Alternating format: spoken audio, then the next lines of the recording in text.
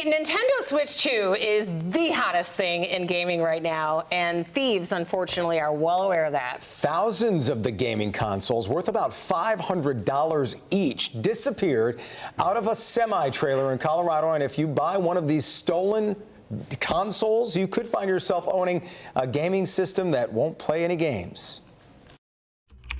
If you want to get your hands on a Nintendo Switch 2, well, you're out of luck. They're sold out in some spots, and in others marked way up. Thieves decided they couldn't wait, hitting a semi-truck carrying the consoles. When deputies arrived, they did determine that 2,810 Nintendo Switch 2 consoles were stolen out of the back of that trailer at some point. Anders Nelson with the Arapahoe County Sheriff's Office says a truck driver was at the Love's truck stop in Bennett when he noticed his trailer had been broken into. He told deputies he didn't know these hot ticket items were in his cab.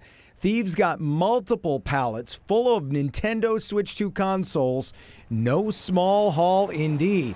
Yeah, they retail at $499. The cost to Nintendo is just over $410. So either way you look at it, it's well over $1 million worth of merchandise stolen. Exactly right. Steve Beatty is a computer science professor. He says don't expect those swipe switches to show up on Craigslist or at pawn shops. Because they're stolen, I would expect them to head to the dark web pretty quickly.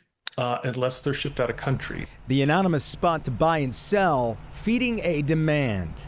And it took me about 2 minutes to find switches for sale. Okay, so it's half price. If you do end up with a stolen Switch, Beatty says these devices each have a serial number that police and Nintendo can track. When you log in, you have to register that number. That's how you play the games and get updates. Nintendo, he says, can then track down your device. Nintendo does have the capability of what we call bricking the device, and that is to make it non-functional. And getting around that lockdown isn't simple. Beatty says you'd have to try and jailbreak it, essentially sidestepping those protections through coding or avoid connecting to the internet altogether. That's crazy. People are going to buy these and not realize they're getting ripped off or that it's useless.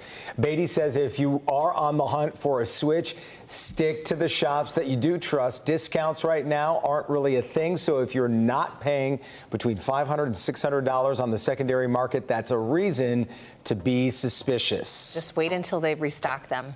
There you go. It's probably the safest way to go. Good luck.